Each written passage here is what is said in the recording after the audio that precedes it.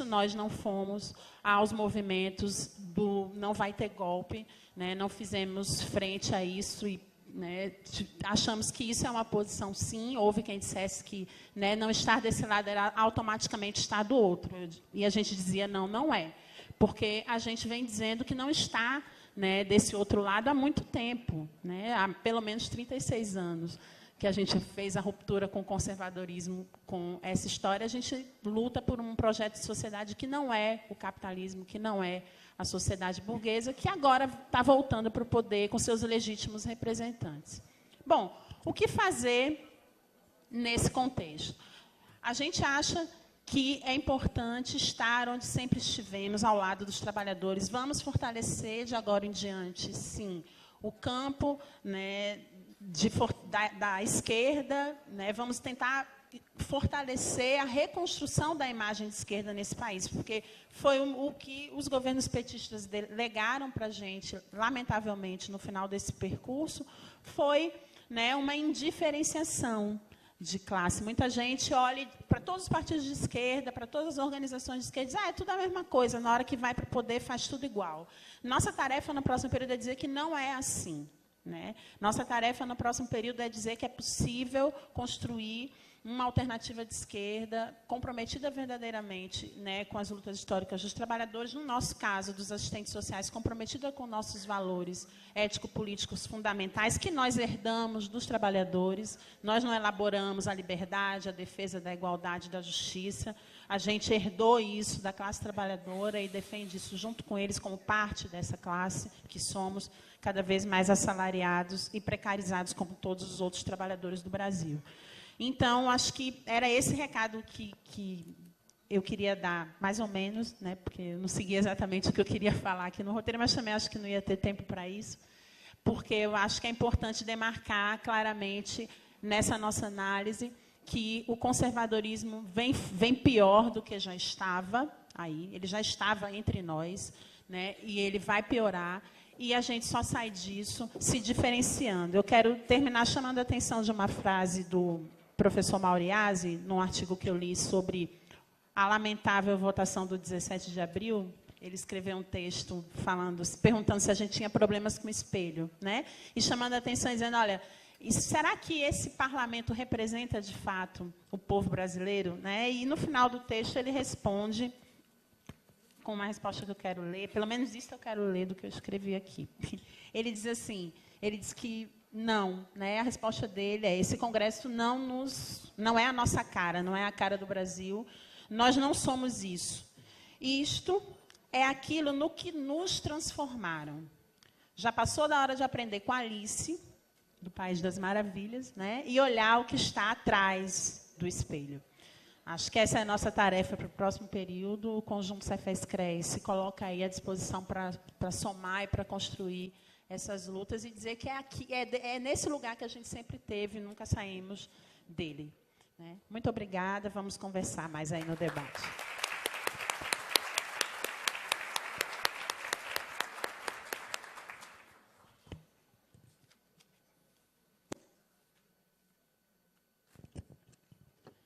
Bom, primeiro agradecer a Josi, né, pela contribuição. Eu sei que para todos os palestrantes aqui, né, nessa mesa, nós colocamos para eles e elas uma tarefa muito difícil, né? Eu acho que não é uma tarefa fácil, é uma tarefa muito difícil, né? Fazer um resgate, fazer uma discussão, colocar elementos, dados estatísticos, né, e analisar essa conjuntura. Né? Nós vimos que nos últimos momentos, né, essa conjuntura, ela foi, como diria a juventude aí, de flash, né? Ela foi muito rápida, né? A cada momento, né, você dormia, acordava, você acordava, já tinha outro papel, acordava, dormia, era outro, né? Então, assim, foi realmente um momento, né, difícil em todos os lugares, em todos os locais, né, no nosso trabalho, por mais, né, problemas que a gente possa conviver com pessoas de pensamentos diferentes. Eu acho que essa é o que a gente quis colocar na mesa, né, de posições diferentes, debates diferentes, né? E não esconder debaixo do tapete um momento tão rico como esse. Nós temos, sim, diferenças, e essas diferenças elas têm que ser explicitadas para a gente poder decidir se caminha junto ou não, né? Eu acho que isso tem que estar claro, porque o que nós queremos é que realmente, né, a nossa luta não seja só por políticas sociais, né, mas que a nossa luta seja pela riqueza que é produzida pelos trabalhadores, que seja realmente distribuída, que realmente a gente tenha acesso. E aí eu me lembro muito de um cartaz do Cefes, que para mim ele é um cartaz muito interessante, né, de muitos anos, né, que fala, tem uma fatia, um bolo e uma fatia, né, do bolo assim tirando, falando que a nossa, né, o que sobra para vocês depois que eles comem, né? Eram umas migalhas assim e tal. Então, é essa a riqueza que a gente quer, né? E que a gente quer não só para nós, mas para toda a classe trabalhadora, para todos os nossos filhos e filhas, né? Então, nós vamos passar para o debate, né? Nós temos alguns minutos, eu sei que esse debate não se esgota, né? Esse debate ele está nas redes sociais, ele está nos locais de trabalho, está em todos os espaços. Então, é um debate que não vai se esgotar, e a gente aqui, eu sei que todo mundo vai correr aqui para o microfone, né? Então, nós vamos colocar 5 falas, cada fala de 3 minutos. E eu gostaria já de antemão pedir para todos que se inscrevam, né? Mas que realmente utilize os 3 minutos, porque se você não respeitar isso, você inviabiliza a fala de outros camaradas e companheiros aqui presentes, companheiras, tá bom? Por favor, 3 minutos. Nós só orientamos que as falas sejam feitas diretamente aqui no microfone por conta da gravação. Nós já temos aqui 2, 3, mais 2. Enquanto falarem, 4, a gente vai 5. sinalizar quando faltar 1 minuto. Já temos 5 falas agora. Desculpa. E solicitando a conclusão.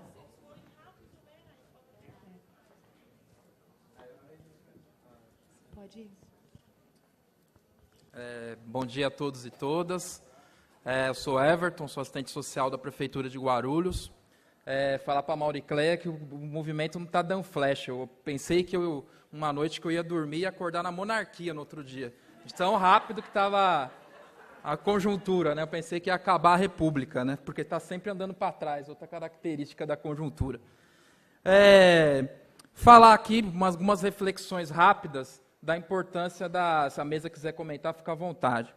Não seria a hora, nessa conjuntura, da gente construir uma mediação mais pedagógica e crítica da conjuntura, em vez da gente cair num 880, que muitas vezes leva a gente por um lado que a gente não sabe muito bem para onde vai, né?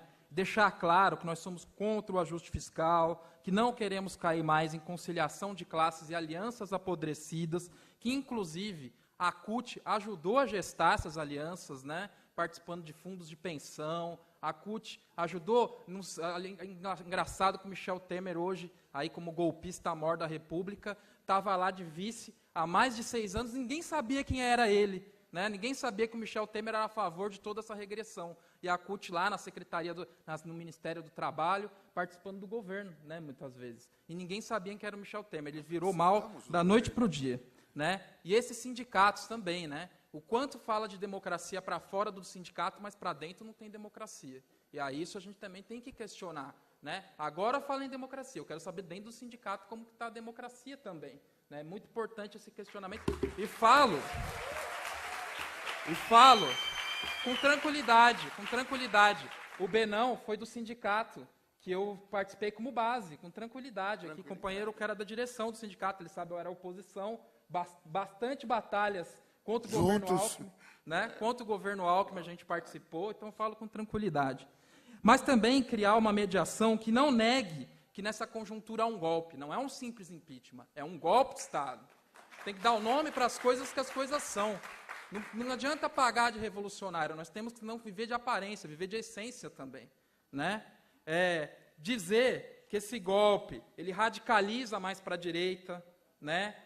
Ele tem franjas fascistas, né? O Silas Malafaia já foi lá abençoar o Michel Temer, um fascista. É isso que a gente tem que dizer, né? dizer que nós temos que lutar contra o golpe de Estado com todos os interessados que querem lutar contra eles. Todos aqueles, né? Conclua. Já concluindo, né? Não caindo em falso radicalismo. Por exemplo, a companheira falou da bandeira fora todos, que todos são iguais. Ou, por exemplo, que todos são iguais não, que caiu, que todos são farinha do mesmo saco. Olha, eu não sou farinha do mesmo saco não, e vou dizer que nós não somos iguais. Nós não somos iguais. A bandeira fora todos deseduca o trabalhador, cai no senso comum. Fora todos cai no senso comum, deseduca o trabalhador. É hora de cautela e mediação nessa conjuntura, companheiros. Porque se não tiver cautela, nós vamos perder o trabalhador para esses fascistas que estão aí na rua, né? Eu acho que o que nos une, para encerrar mesmo, juro mesmo, é a luta contra o ajuste fiscal, é a luta por não cair mais em falsas ilusões, é a luta contra o golpismo e por uma mediação que defenda, sim, as liberdades democráticas. Porque para a gente lutar pelo socialismo, lutar por um outro projeto societário, precisa de ter liberdade democrática. Se não tiver, a gente volta um pé atrás para lutar de novo por liberdade democrática. Isso não pode ocorrer. E a gente tem que deixar claro que a gente, apesar de achar ela limitada, a gente acha importante lutar por essas liberdades. Eu acho que é isso que nos une nesse momento histórico difícil, muito difícil na conjuntura. Obrigado.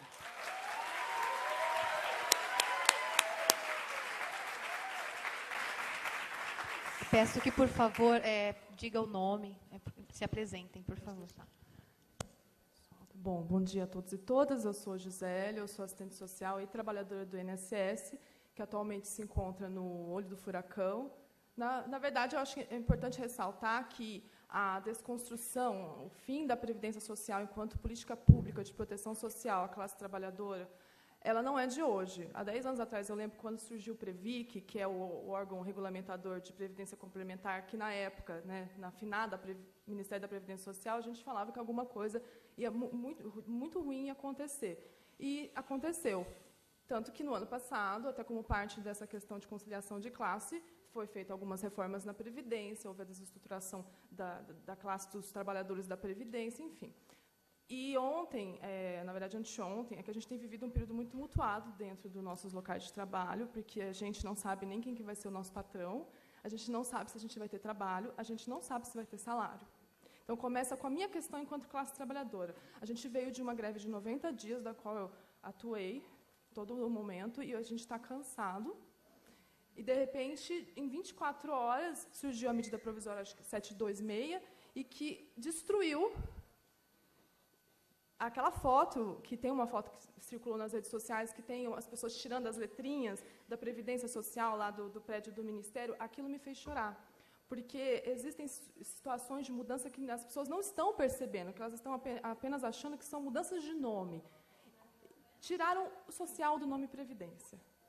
Jogaram, separaram a gente, pegaram o órgão executor, que é o gastador, na visão deles, porque na visão deles a gente é muito bonzinho, a gente gasta demais, jogaram junto com o Ministério do Desenvolvimento Social e Agrário numa tentativa clara de desestruturar e tirar a nossa força política, colocar a gente no Ministério sem qualquer tipo de expressão política, cujo ministro é um médico, que não tem noção nenhuma da área, inclusive ele se assustou, porque de repente ele viu o INSS lá no meio, ele não tem nenhum know-how a respeito, e jogou o resto da Previdência, que é o tal do Previc, o Dataprev, no Ministério da Fazenda. Um minuto. A gente está numa situação que é como se, na prática nossa cotidiana, tivessem pegado uma UBS, tirado da Secretaria de Saúde, jogado na Secretaria de Assistência. Gente, isso representa uma desvalorização da política de proteção social. Isso é muito sério. Isso vai afetar tanto o trabalhador de regime próprio como o regime geral. É uma coisa que acho que a gente que está no cotidiano sabe muito bem. É retomar o plano Bresser lá de 1900 e bolinha e abaixar o teto de contribuição previdenciária, que é isso que vai acontecer, e virar uma previdência de pobre, que paga 1 salário mínimo 2, e o resto, se quiser a classe média que puder, vai pagar previdência complementar. Tem banqueiro dando gargalhada na cara da gente, a gente é trouxa. E eu acho que, particularmente, eu estou muito cansada e emocionada, porque eu fui para a rua lutar exatamente não só pelos meus direitos enquanto trabalhadora, mas também pelo direito de toda a classe. Porque proteção, gente, é garantia. A gente vai encontrar uma desestruturação da política de saúde, da política de assistência, e esse trabalhador que vai correr o risco, sim, de ganhar R$300, porque vão se desvincular os benefícios previdenciários do valor de salário mínimo, ele vai morrer. O que vai acontecer com essa pessoa? Gente, a gente trabalha com essas pessoas. Conclua. Hoje nós estamos num momento que realmente a gente não pode fazer oposição branda, como a companheira falou. Chega, eu perdi a paciência. E é uma coisa que hoje não me espanta, a intencionalidade sempre existiu. Sempre houve a intenção de se fazer essa reforma. É mentira falar que não houve. Houve sim. Só que o que me assusta é a velocidade. E a gente, enquanto classe trabalhadora, conclua, por favor. Só para concluir do fundo do coração, a gente precisa... Juro pela deusa, a gente precisa também ter a mesma velocidade. E me assusta o eco que se encontra na classe trabalhadora, no imaginário popular. Nós temos uma responsabilidade, sim, enquanto militantes, de fazer alguma coisa, de ir para a rua, porque pode ser tarde, pode ser que daqui a pouco nem falar em voz alta o que a gente pensa seja possível. Obrigada, eu queria trazer esse chamado, porque está difícil.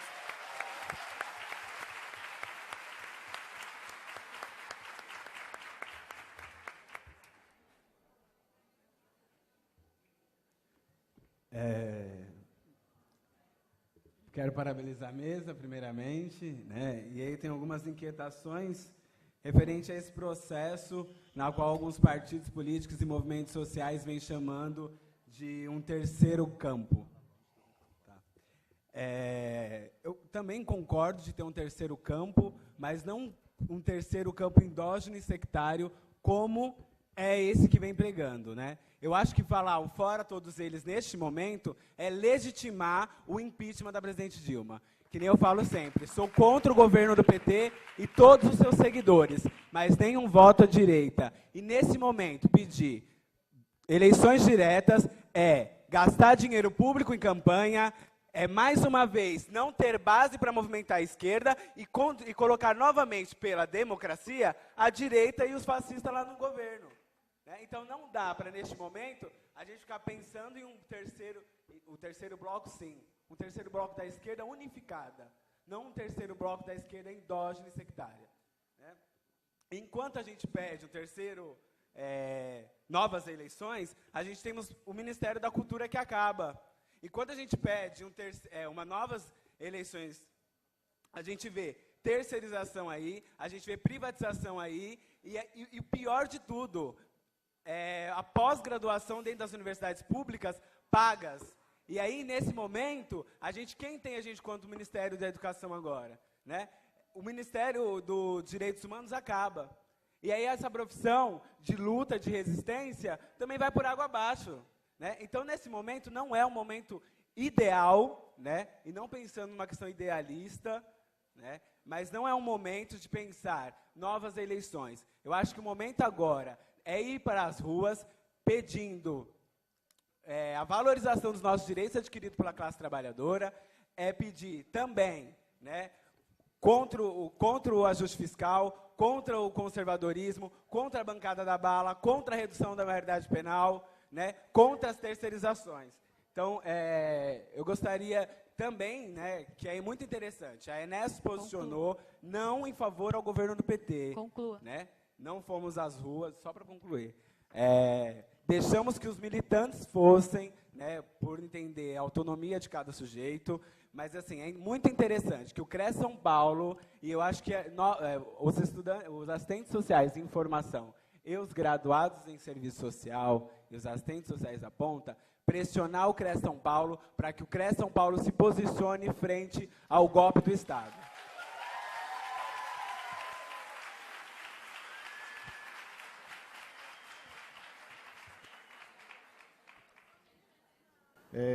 Bom dia, parabenizar a mesa pelo debate, aos companheiros e companheiras do CRES, né, por propiciar esse momento para a categoria. Nós estamos, né, um momento após, né, um furacão, um tsunami passar pelo meio político brasileiro, né, e por nós brasileiros. Concordemos ou não com a tese de que tenha golpe ou não, né, assistir aquela cena do Temer assumindo a presidência e a Dilma saindo, né, pela garagem, ninguém, né, nos seus sonhos ou nos seus piores pesadelos imaginava ver o PT saindo do governo federal da forma como ele saiu. Né? Nós estamos num momento histórico, daqueles que você vai se lembrar, por exemplo, o dia e o local que você estava quando aquele Teatro dos Horrores aconteceu na Câmara Federal. Então, não é menos do que nós estamos. Sou Luiz Augusto, sou assistente social, sou daqui de São Paulo, mas no momento, né, há 4 anos e meio, estou em Goiás como professor da Universidade Federal de Goiás. Vim aqui por conta do lançamento da revista, que vai ter mais à noite, e aproveitei para pegar o debate, rever amigos, sempre tão queridos. Esse momento histórico, então, que nós estamos colocando, que está sinalizado, que está colocado, ele é difícil de se aprender o que a gente pode extrair dele. Mas, certamente, algumas lições, aí eu ouso aqui, né, colocar algumas delas, muitos do que eu partilho com a nossa companheira Mauricléia aqui, das nossas noites etílicas e de conversas, uma delas, certamente, nós estamos falando que ficou claro para todo mundo e para o conjunto das esquerdas que o velho Marx estava correto. Não há possibilidade de conciliação entre classes. Não tem conciliação entre classes. Se você é trabalhador, fique com os seus, porque os patrões, no momento que tiver a oportunidade, vão te dar um pé na bunda e não vão olhar para você para saber onde você foi parar. Não tem possibilidade. Mais uma vez. Trazendo para mais próximo, temos claro que o sistema político, nas esferas representativas e organizativas, câmaras, né, assembleias, executivos, estão carcomidos, não nos representam. Ninguém que está no poder hoje fala em nome dos trabalhadores. Fazem concessões que são migalha aos trabalhadores, mas não são governo que nos representam. Não nos iludamos com isso. E a burguesia sabe muito bem o que ela quer de qualquer governo que chega lá em nome do trabalhador, com aliança com a burguesia. Eles querem usar daqueles que chegam em nome do trabalhador para benefício dos seus interesses enquanto burgueses. Não nos iludamos. Esses governos que aí estão, embora seja simpatizante de muitos companheiros que hoje se encontram alocados aí em governos municipais, estaduais, em assembleias, mas não nos representam. O sistema político está falido, não é uma questão apenas de quem está lá, é uma questão de que essa forma de organizar a política nacional não nos serve mais. O povo trabalhador não está mais representado por esse sistema. Conclua, por favor. Já está dando meu tempo? Mas o povo está nas ruas. Se tem algo que certamente foi colocado para nós em 2013, algo que a gente tem que olhar com mais cuidado, foi: as ruas foram pavimentadas de povo. O povo está nas ruas. Para eu que estou em Goiás e venho aqui esporadicamente, eu tenho ficado assustado por um lado, estupefado pelo outro, porque eu tenho visto todos os dias na região central alguém se manifestando. Ontem foi lindo encontrar com os secundaristas gritando: aqui vai virar o Chile. E que vire mesmo. E aí, para fechar, que já deu meu tempo, que eu sei, as esquerdas precisam se reformular, rever suas teses, suas ações. E aí vem a pergunta para a mesa, né? O que fazer, companheiros? Porque o que foi proposto até esse momento também não nos serve.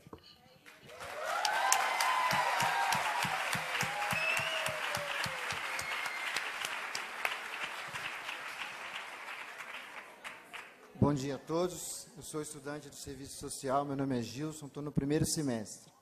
Sou um bebezinho ainda. Agradecer aí a mesa, Luciana, Marcela, Josiane, Quietinho, Paula, Maricéia e Benedito. Na verdade, eu queria aproveitar a oportunidade de ter tantos assistentes sociais juntos, né? Eu estou com a minha galera aí da minha sala, para fazer um agradecimento.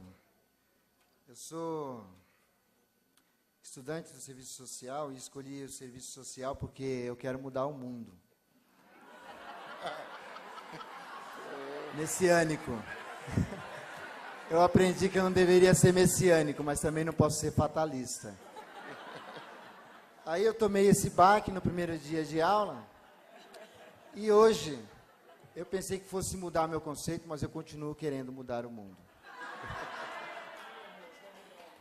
Eu acho que eu merecia uma salva de palmas.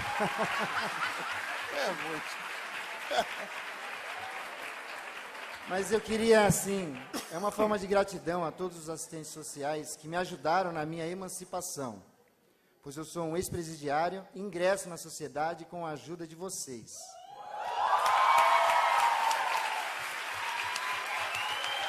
Obrigado.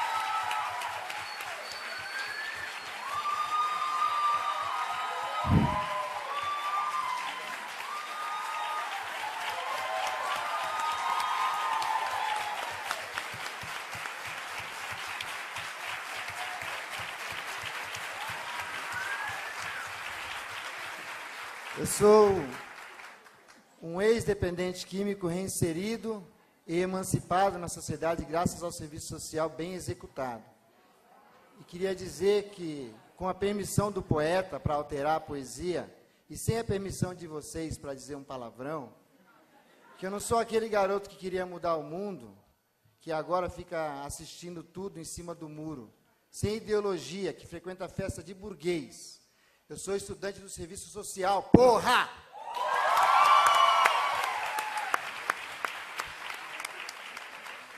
Com relação ao debate proposto, eu acredito que esquerda e direita é uma opção muito pouca para uma mente brilhante que nem a nossa. Eu fico com a legitimidade, um terceiro campo e novas eleições para defender os nossos direitos. Obrigado. Nós vamos abrir mais 3 inscrições, dado o tempo que temos a mais, diante das falas que conseguiram ir dentro do tempo. 3 minutos, por favor. Apresente-se, por favor. Antes de mais nada, bom dia a todos. Eu sou assistente social fora do mercado atualmente. O desemprego tem atingido todas as categorias profissionais, né? Eu acredito. Bom dia para a mesa. Eu tive o prazer de conviver com a Cleia, com a Patrícia, no campo de estágio. Foi minha orientadora, sou suspeito em falar delas. A minha pergunta, como morador de periferia, como trabalhador, eu percebo que a burguesia sempre se utiliza, desde o período escravocrata, de dividir a gente. Naquele período era com terminologias que definiam as raças, onde moreno se achava superior ao negro, o mulato, etc. Essa era a forma que eles se utilizavam. Hoje eu percebo que os meios de comunicação têm sido o veículo para eles distorcerem e vender a imagem que é interessante para eles. E com isso a classe trabalhadora acaba aderindo a alguns discursos onde acham que vai ser a revolução para o nosso país, por exemplo, o Michel Temer assumir o poder e o governo do PT cair. Aí a minha questão é, como que a gente vai trabalhar a questão da consciência de classe com o nosso povo, com o trabalhador, que a única mudança que pode ser efetivada realmente é através da nossa mobilização, como que a gente vai mobilizar essa nossa classe com essa questão da consciência de classe que, infelizmente, ainda não existe, principalmente na camada mais pobre, das pessoas que têm menos conhecimento, que, infelizmente, acabam aderindo, absorvendo essas informações que a grande mídia vende. Em especial, minha pergunta para o Benê, que é da CUT, e ele trabalha diretamente com esse público.